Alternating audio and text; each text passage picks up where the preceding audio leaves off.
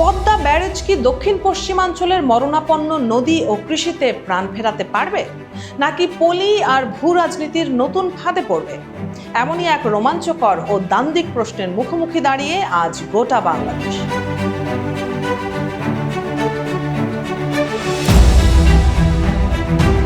দেশের 1/3 মানুষের ভাগ্য বদলের এক মহাপরিকল্পনা নিয়ে একনেক সভায় অনুমোদন পেয়েছে বহুল আলোচিত পদ্মা ব্যারেজ প্রকল্প।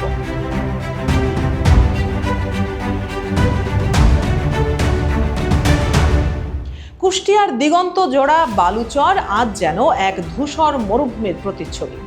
একসময়ের প্রমত্তা পদ্মার বুকে যেখানে ঢেউয়ের গর্জন ছিল, সেখানে আজ অলস হেলেদুলে চড়ে বেড়ায় গবাদি পশু। শুষ্ক মৌসুমে পানির তীব্র সংকটে দিশেহারা কৃষকেরা এখন সেই ধুধু বালুচরেই বোরো ধান চাষের এক মরিয়াল লড়াই লড়ছেন।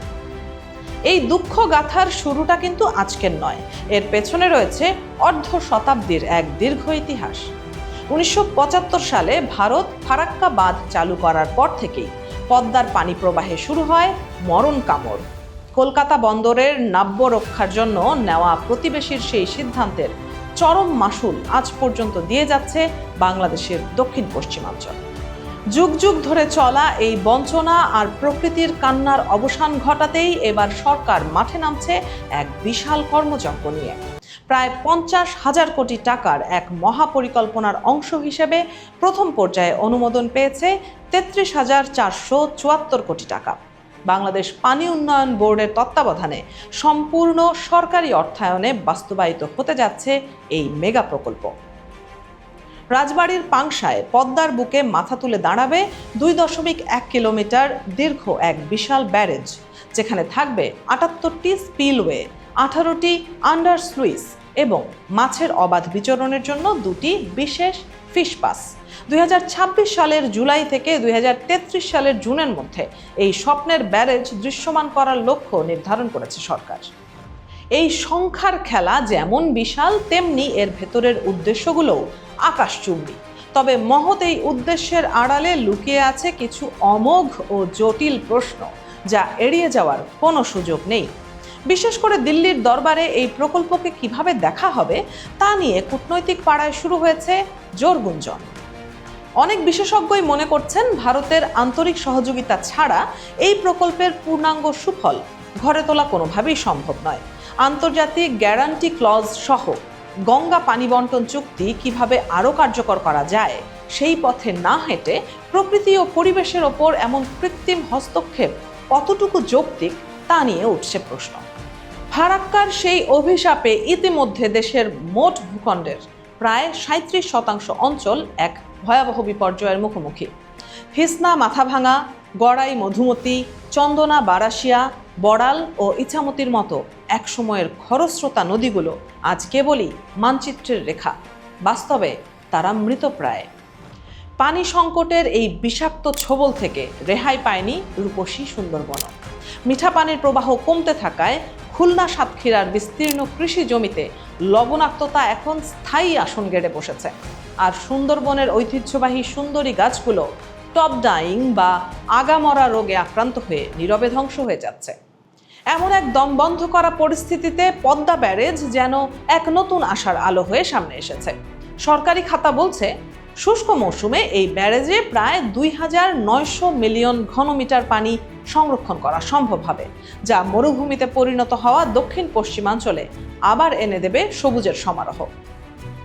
ব্যারেজের বুক চিরে সংরক্ষিত সেই পানি যখন মৃতপ্রায় নদীগুলোতে আবার নতুন করে জোয়ার আনবে, তখন বদলে যাবে পুরো অঞ্চলের অর্থনীতি। নদী শুধু পানি পাবে না, ফিরে পাবে তার হারানো যৌবন। আর নদী পাড়ের লাখো মানুষের বুকে ফিরবে নতুন করে বেঁচে থাকার সুতীব্র আকুতি। কৃষি খাতে এই ব্যারেজ যে এক বৈপ্লবিক পরিবর্তন আনবে তা নিয়ে কোনো সন্দেহ নেই। প্রায় 29 লাখ হেক্টর কৃষি জমিতে নিশ্চিত হবে নিরবচ্ছিন্ন সেচ সুবিধা। ফলে ভূগর্ভস্থ পানির ওপর কৃষকদের যে আত্মঘাতী নির্ভরশীলতা তৈরি হয়েছিল, তার অবসান ঘটবে চিরতরে। রাজশাহী বা চাঁপাই নবাবগঞ্জের কৃষকদের মাটির গভীর থেকে পানি তোলার যে হাহাকার, তা হয়তো আর থাকবে না। নদীর পানি যখন মাঠের ফসলে প্রাণ সঞ্চার করবে, তখন ভূগর্ভস্থ পানির স্তর আবার স্বাভাবিক অবস্থায় ফিরে আসবে এবং কৃষকের পকেটের সাশ্রয় হবে হাজারো টাকা। একনেকের এই রাজকীয় অনুমোদন যদি বাস্তবে রূপ নেয়, তবে প্রতি বছর দেশে ধান উৎপাদন বাড়বে প্রায় 24 লাখ টন। একই সাথে নদী ও জলাশয়গুলোতে রূপালী ইলিশ সহ অন্যান্য দেশীয় মাছের উৎপাদন বাড়বে 2.25 লাখ টন। মৎস্যজীবীদের ঘরে ঘরে আবার ফিরবে সচ্ছলতার হাসি।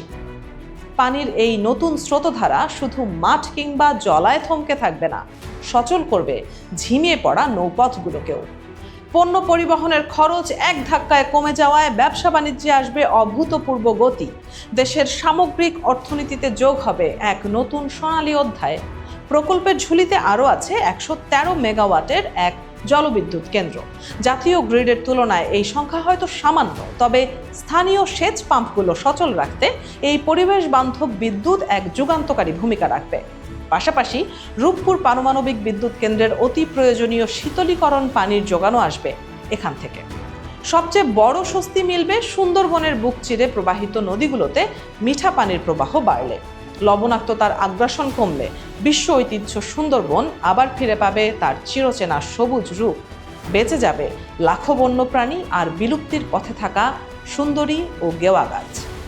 সব মিলিয়ে জাতীয় জিডিপিতে 0.45% অবদান এবং বছরে 8,000 কোটি টাকার প্রত্যক্ষ আর্থিক সুফলের স্বপ্ন দেখাচ্ছে এই প্রকল্প। কাগজে কলমে এই হিসাব যতই উৎসবমুখর হোক না কেন, বাস্তবতার জমিনে এর বাস্তবায়ন কতটা মসৃণ হবে তা নিয়েই এখন চলছে চুলচেরা বিশ্লেষণ। পলি ব্যবস্থাপনার এক মস্ত বড় ধাঁধা লুকিয়ে আছে গঙ্গার এই অববাহিকায়। পৃথিবীর অন্যতম পলিবহুল এই নদীর উজানে যদি ফারাক্কার মতো পলি জমে নদীর তলা ভরাট হয়ে যায়, তবে বন্যা ও নদী ভাঙন উল্টো আরো ভয়াবহ রূপ নিতে পারে। ভারতের বিহার রাজ্য যে কারণে আজ ফারাক্কা ভাঙার দাবি তুলছে, বাংলাদেশ সেই একই ফাঁদে পা দেবে না তো? তার উপর রয়েছে আন্তর্জাতিক রাজনীতির এক কঠিন দাবার চাল। আগামী ডিসেম্বরে শেষ হচ্ছে ভারতের সাথে ঐতিহাসিক গঙ্গা পানি বন্টন চুক্তির মেয়াদ। এমন এক সংবেদনশীল সময়ে এই মেগা প্রকল্পের ঘোষণা দুই দেশের কূটনৈতিক টেবিলে কতটা উত্তাপ ছড়াবে তা নিয়ে চিন্তিত আন্তর্জাতিক সম্পর্ক বিশ্লেষকরা। যদিও আন্তর্জাতিক আইন অনুযায়ী নিজের ভূখণ্ডের পানি ব্যবস্থাপনার পূর্ণ অধিকার বাংলাদেশের রয়েছে।